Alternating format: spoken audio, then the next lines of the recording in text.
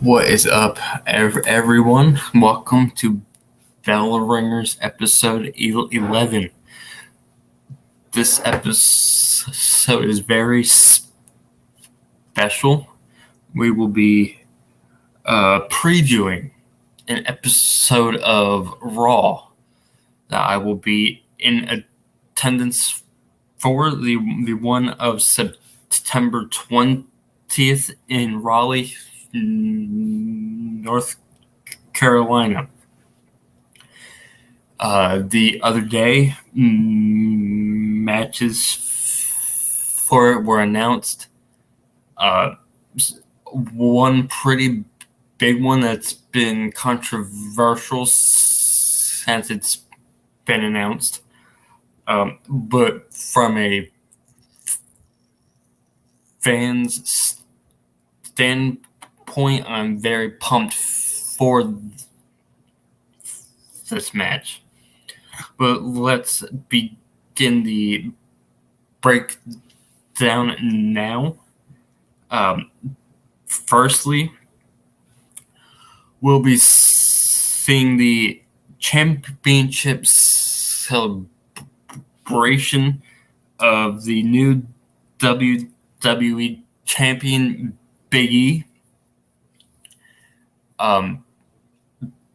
Big E is someone that you see him and you just think that he has exactly what it takes to be a world champion, and he is right now.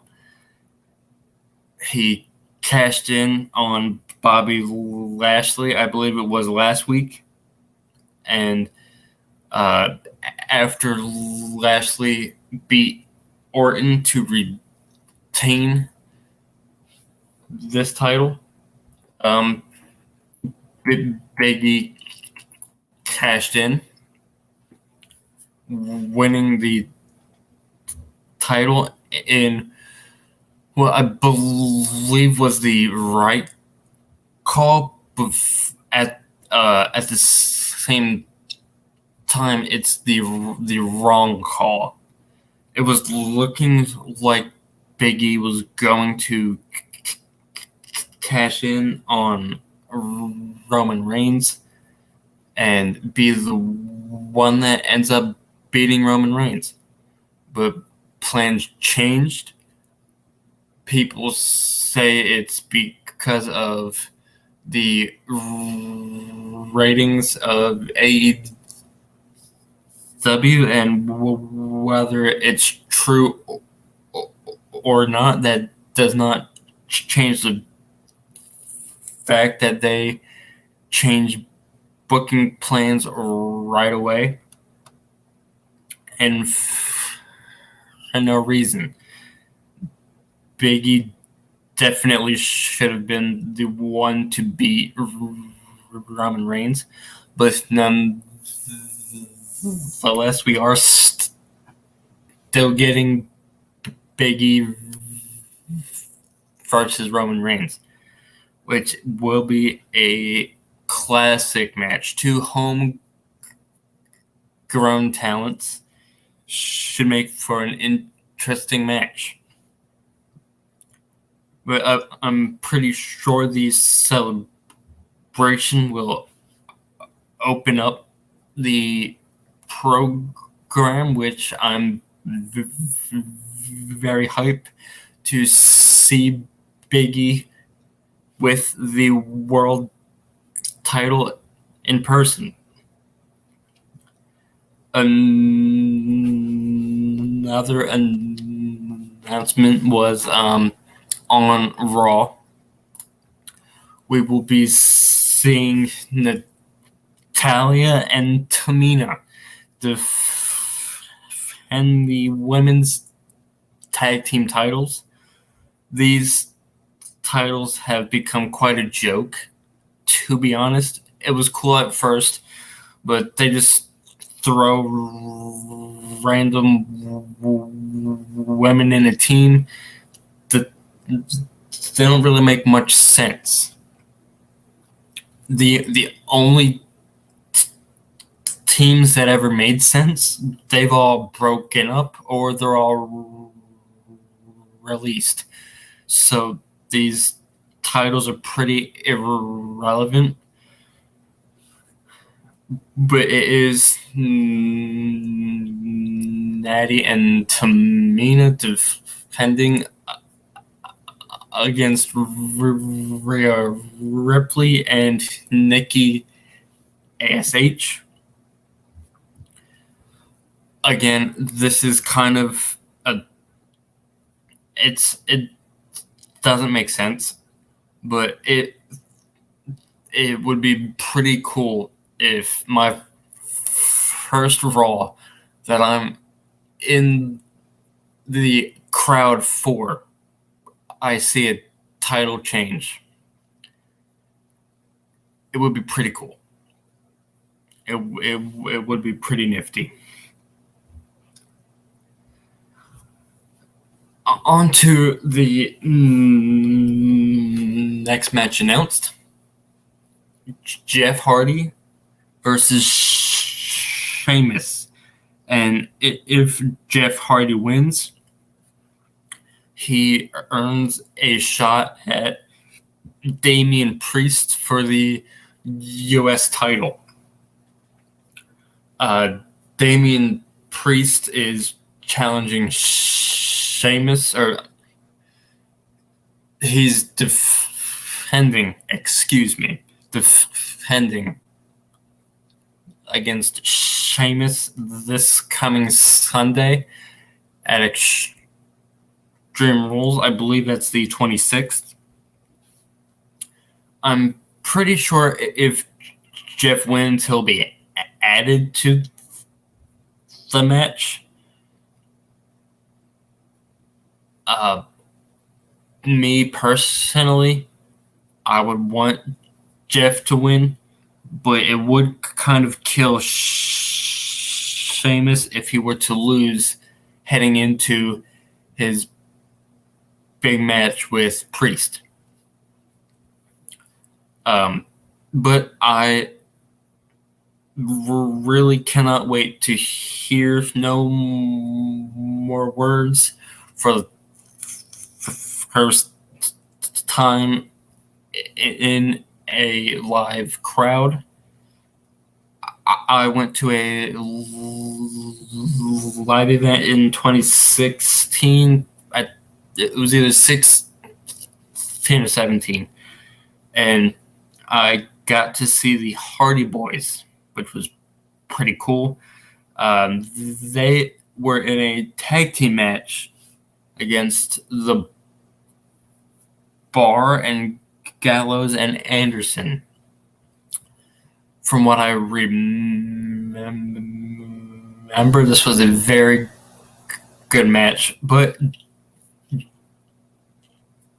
Jeff has been using the Hardy Boys theme song since Matt left or was released, and with crowds back, he's switched his theme song to No More Words, the song he used for his singles run close to maybe 12 years ago.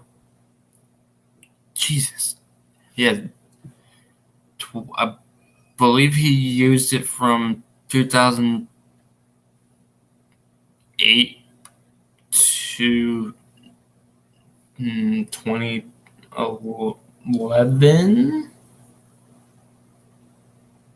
2009. I don't know. But he used it many years ago.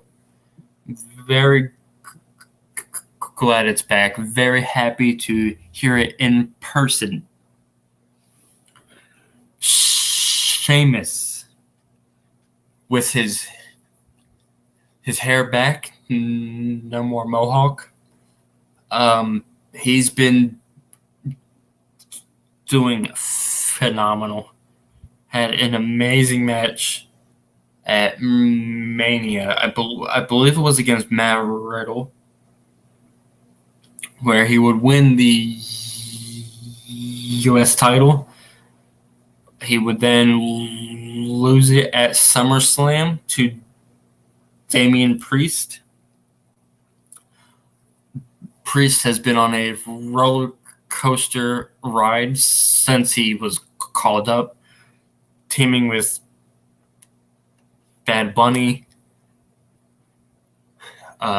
pretty much betting his whole career with them on Bad Bunny. And then he had many matches with the Miz and Morrison, even including that stupid zombie lumberjack match shit. Priest has taken very few losses, which I think works in his favor for sure. That's probably the only thing keeping him from being considered a wasted call-up. But he is the U.S. champion, and I hope that reign continues, whether he has to beat Sheamus or Sheamus with Jeff Hardy as well in a triple threat match. Possibly, we shall see. And then it's Charlotte going to Alexa's Playground. Honestly, I have no interest in the Raw women's division. It's pretty dry.